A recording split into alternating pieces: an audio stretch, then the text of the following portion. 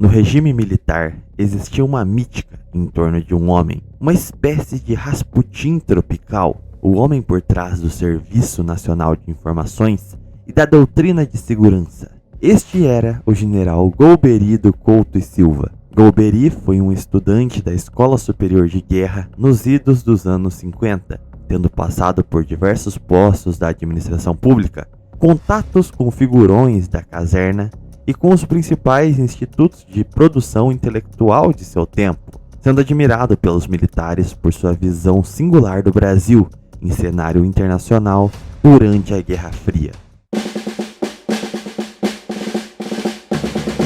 Para Golbery, o mundo se encontrava em uma divisão permanente: o Ocidente democrático cristão, liderado pelos Estados Unidos, e o Oriente materialista e comunista, liderados pela União Soviética, sendo na prática inviável uma posição de neutralidade devido à forma como a agitação dos valores desses polos se impunham sobre a realidade interna das nações. A universalização ideológica presente na Guerra Fria levava a guerra a um novo patamar. O poder de destruição em massa se mostrava impotente frente a uma guerra pelas mentes.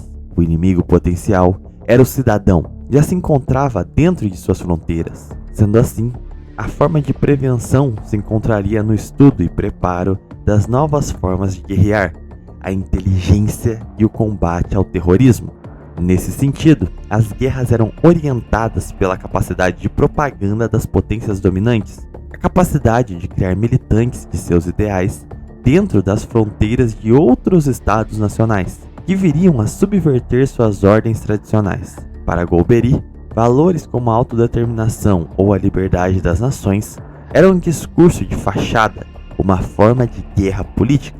Paz mundial era uma utopia, pois de forma direta ou indireta, a Guerra Fria pulverizava os palcos de guerra atentando contra as soberanias nacionais.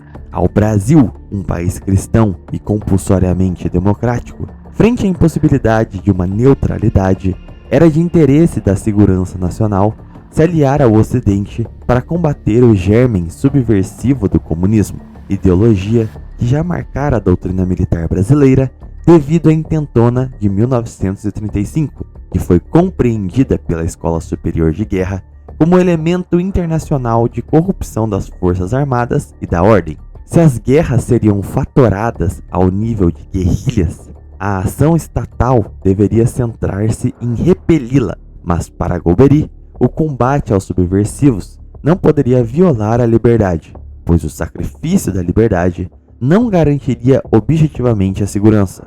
Poderia alimentar a luta revolucionária e ferir a democracia seria o mesmo que ser totalitário, se igualando ao comunismo, que seria a razão da própria ação preventiva. Independente da concordância com o diagnóstico de Golbery, o mesmo teria trânsito com a alta cúpula militar, com seu pensamento influenciando o delineamento das políticas de supressão à guerrilha e o retorno democrático.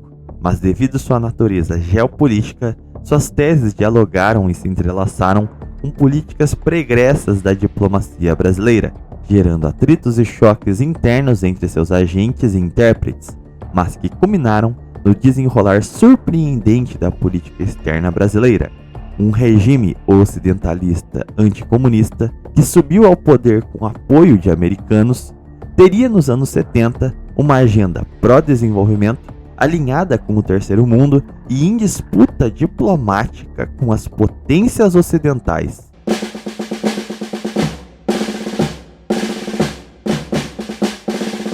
Golbery do Couto e Silva apresenta 4 janelas de solidariedade internacional do Brasil, 4 esferas de convívio a qual o Brasil tinha grande capacidade de exercer poder devido suas características culturais, religiosas e econômicas. São elas: o mundo luso, não só Portugal, mas toda a comunidade falante do português, suas ex-colônias e territórios ultramarinos, como Guiné, Angola, Goa, Moçambique e ilhas.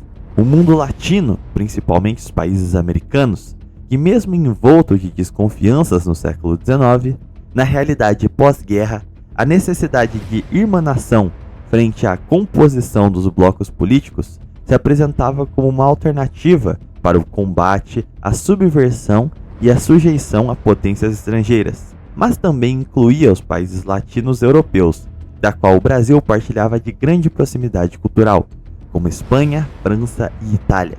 O mundo católico, sendo o Vaticano uma entidade de grande prestígio internacional e o Brasil a maior nação católica do mundo. Seria uma forma de viabilização diplomática em pautas de interesse brasileiro, a base do combate ao materialismo comunista e uma ponte de aproximação entre os países católicos. E por fim, o mundo subdesenvolvido. Países pobres ou em desenvolvimento que partilham de características estruturais ao se encontrarem na periferia do capitalismo, sendo este grupo essencial para modelar uma política expansionista e garantir uma coesão em cenário diplomático para vencer embates contra as nações dominantes. Isso é, uma conjuntura de aliança entre os países em desenvolvimento permitiria fazer frente ao lobby das nações já desenvolvidas para garantir o desenvolvimento mútuo dos integrantes do grupo.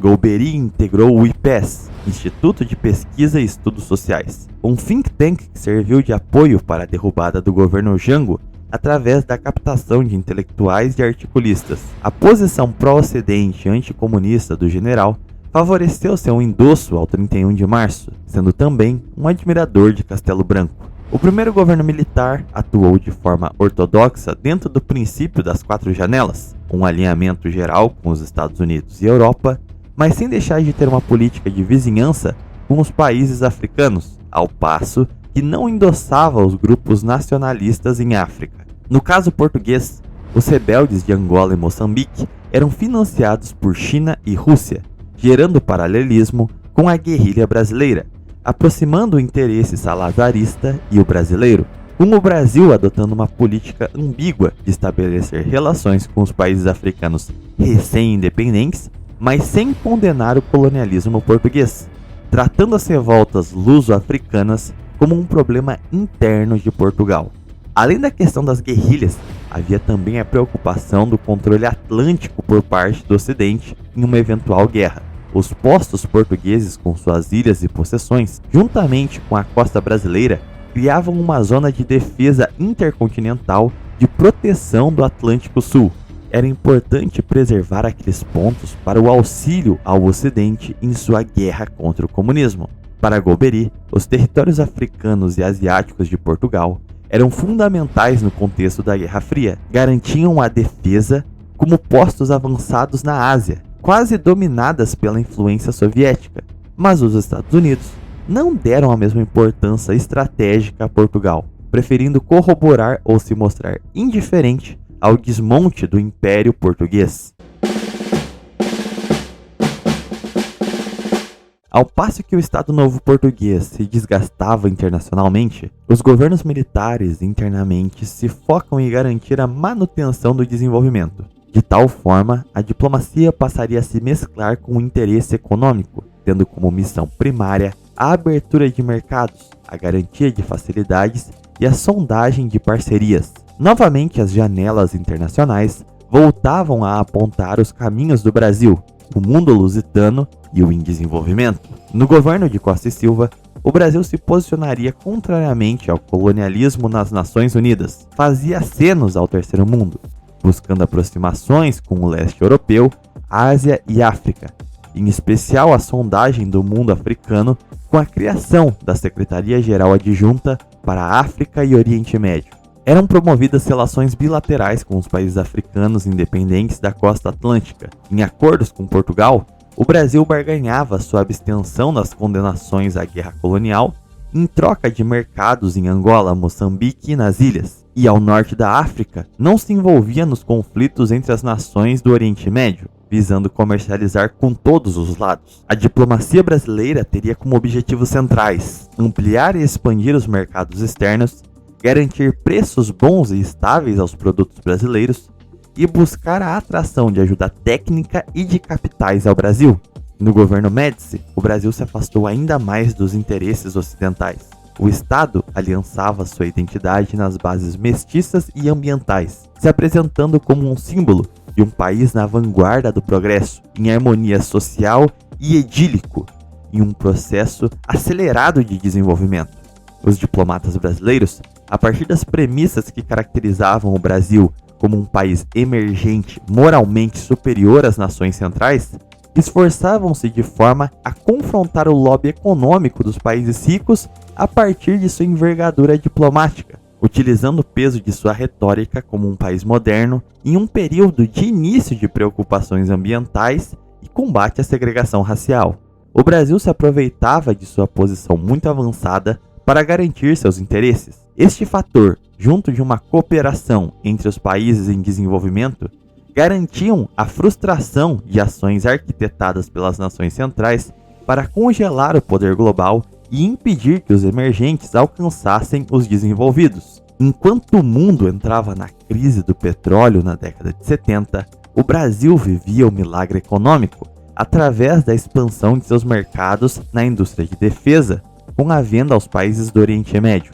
A África se maravilhava com os produtos manufaturados brasileiros. O Made in Brazil era sinônimo de uma potência periférica em ascensão, um país que representava um império tropical e industrial. Gente como a gente que se importava com o terceiro mundo, enquanto as nações ricas guerreavam. O garoto propaganda brasileiro era o Pelé. A identificação africana com o Brasil abriam as mais diversas portas, com a explosão de literatura e produções midiáticas brasileiras e o domínio de multinacionais no campo da construção civil. A exemplo disso, você tem a presença das gigantes em mercado africano, a Mendes Júnior, a Camargo Correia, Andrade Gutierrez, a Odebrecht, além de estatais como a Petrobras e a Vale do Rio Doce. O Brasil em África passou a exportar desde chuteiras e chuveiros a construir hidrelétricas, ferrovias e portos. No governo Geisel, as relações só se aprofundaram e ao passo que os revolucionários saíam vitoriosos em Angola e Moçambique, o Brasil se afastava do Estado Novo Português, estabelecendo programas estudantis de intercâmbio com as novas nações para que pudessem formar os seus estadistas em escolas brasileiras, garantindo a continuação das relações comerciais. O Brasil, sem colonialismo, já se consagrava como centro da lusitanidade ao ter mais peso nas relações econômicas e culturais com as colônias portuguesas do que o próprio Portugal.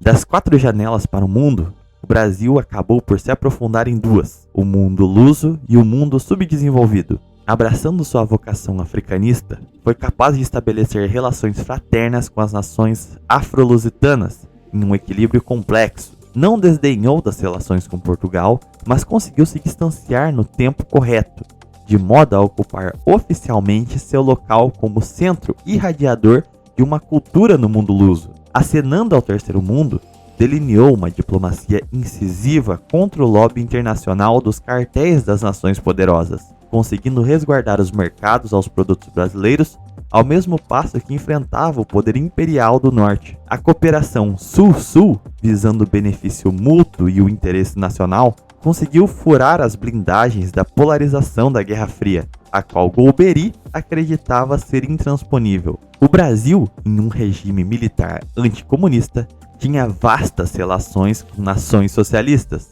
não por um critério ideológico, mas devido às aproximações culturais e os interesses de Estado. Os objetivos permanentes do Brasil conseguiram o livrar das cadeias ideológicas da Guerra Fria, que buscavam o seu subdesenvolvimento. A grande obra do regime militar é contemplar o cenário conturbado a qual foi parido um golpe de índole ocidental. Os receituários pessimistas e de quase subordinação de Golbery, em execução com uma mentalidade de Estado, conseguiram garantir ao Brasil seu desenvolvimento real, elevar a industrialização brasileira ao estágio de um capitalismo expansionista, dominador de mercados e concentrador de riquezas.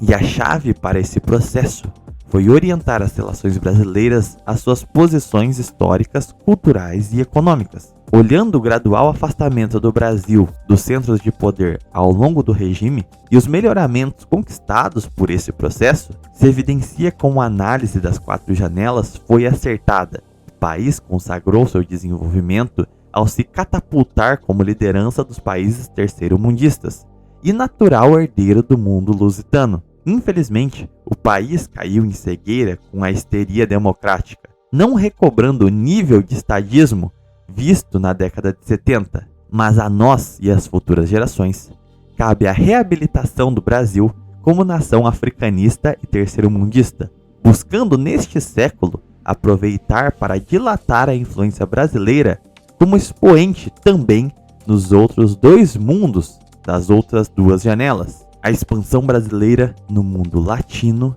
e no mundo católico. Ô pai, o que é nacionalismo, hein? Nacionalismo? É. Bem, deixa eu ver se consigo desenhar nacionalismo para você. Olha, o nacionalismo não é apenas cumprir os deveres cívicos para com a pátria. O nacionalismo é um conjunto de ideias, meu filho, para ação política, econômica e social, visando preservar o interesse da nação. Sei. É o fortalecimento da nossa economia, o uso das nossas riquezas em benefício de todos nós brasileiros. Entendeu agora o que é nacionalismo? Uhum. Um nacionalismo altivo, equilibrado e justo é instrumento de governo. Este é um país que vai para frente.